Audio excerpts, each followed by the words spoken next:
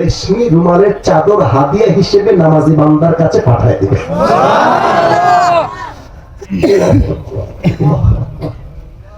আর বেনামাজি যে হবে তার সামনে মালাকুল মউত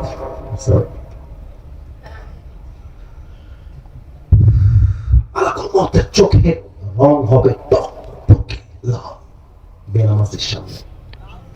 আর এই যে আমার হাতের চামড়ার দিকে একটু খেয়াল করবেন, এই যে চামড়াটা এটা হচ্ছে কিছুটা সাদা কিংবা ব্রাউন কালার, কিন্তু মালাকুল মউতের পুরো দেহের চামড়ার রং হবে নীল হবে। আর গায়ে থাকবে কালো কালো এত কুচ্ছিত পশম, পা থাকবে জমিনে, মাথা থাকবে আকাশ বরাবর বিশাল, আর দেহে থাকবে কালো একটা পোশাক। বেনামাজি যখন মালাকুল মউতকে দেখবে ও চোখটা উল্টাচ্ছে, হাদিসে আসছে তার জিহ্বাটা বের হয়ে যাবে। আর জিহ্বার ডান দিক থেকে অনেক সময় দেখবে মানুষের ফেনা বের হয়, সাদা সাদা ফেনা বের হয়। ওই মালাকুল মউতের চেহারা সহ্য করতে পারে না, মালাকুল মউত এসে একটা ত্রাস সৃষ্টি করবে। ইয়া আইয়াতুহান নাফসুল খাবিসা উখরুজি ইলা ওয়াদাবিল্লাহ, এই বেনামাজি বের হও, আল্লাহ জাহান্নামের দিকে, গজবের দিকে বের হয়। একটা ধমক দেওয়ার সাথে সাথে পেছনে যাচ্ছে, খেয়াল রাখবেন কেউ আমার চোখ মিস করবেন না। এই রুহুটা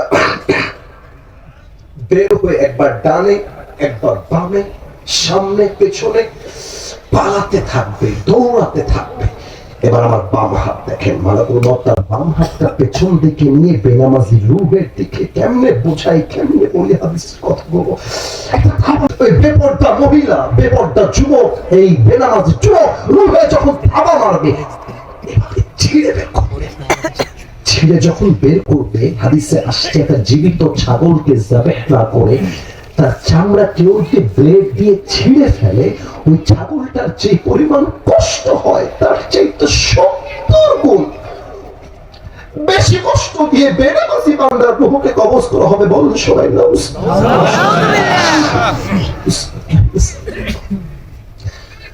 আমরা তো রাজশাহী বিভাগের মানুষ, সিরাজগঞ্জ কিন্তু রাজশাহীর একটা জেলা। আমাদের যেটা বগুড়া জেলা আছে, নাম শুনেছেন আপনারা সবাই?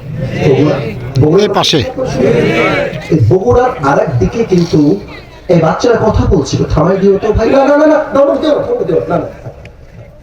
ভালোবেসে বুঝাই। বগুড়ার পাশে একটা জেলা আছে, নাম হচ্ছে নওগাঁ। এটার নাম শুনছেন না তো?